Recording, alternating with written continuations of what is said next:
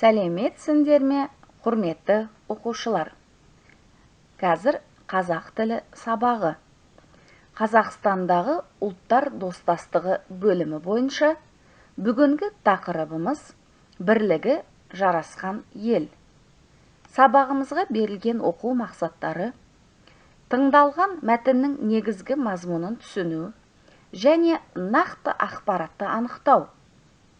Болымды, болымсыз етістіктерді ауызша және жазба жұмыстарда орынды қолдану.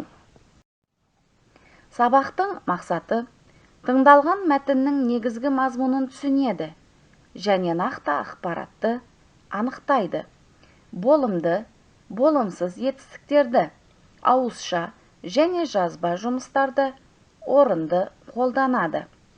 Бағалау критерийі: суретпен жұмыс жасайды, диаграмма толтырады, тыңдалым тапсырмаларын орындайды. Мәтін алды жұмыс. Жаңа сөздермен танысайық. Ұлт өкілі белгілі бір ұлтқа тиісті азамат. Бірлік, татулық, ынтымақ, бірлік, тату тәтті, ынтымақ, құшақ жая қарсы алу, қуанып күтіп алу, бауырына басу, құшақтау. 84-ші беттегі жазылым 2-ші тапсырманы орындаймыз. Дәптерге диаграмманы сызып толтырамыз. Қазақстанда қанша ұлт тұрады? Мәтін мен жұмыс. Тыңдалым, оқылым тапсырмасы. 84-ші бет, 3-ші тапсырма.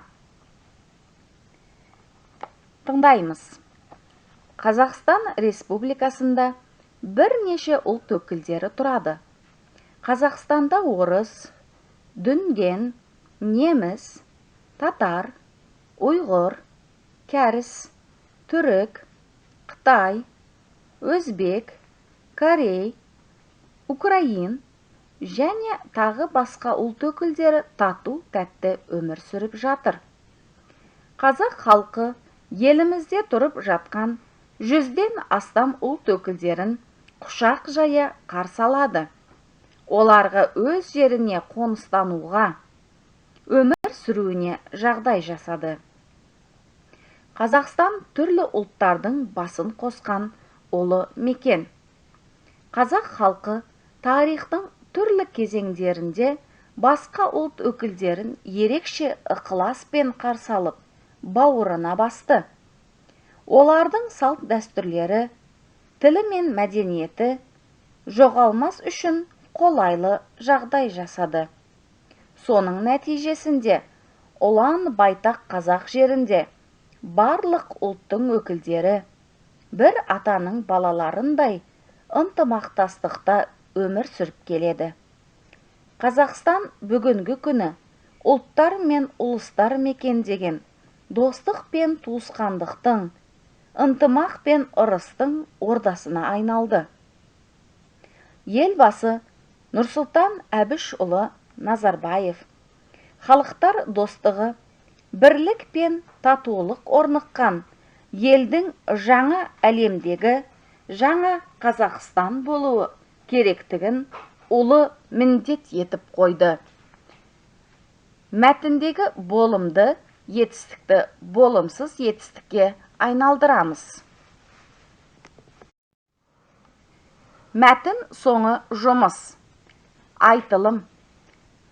Суретті пайдаланып, шағын мәтін құрастырамыз.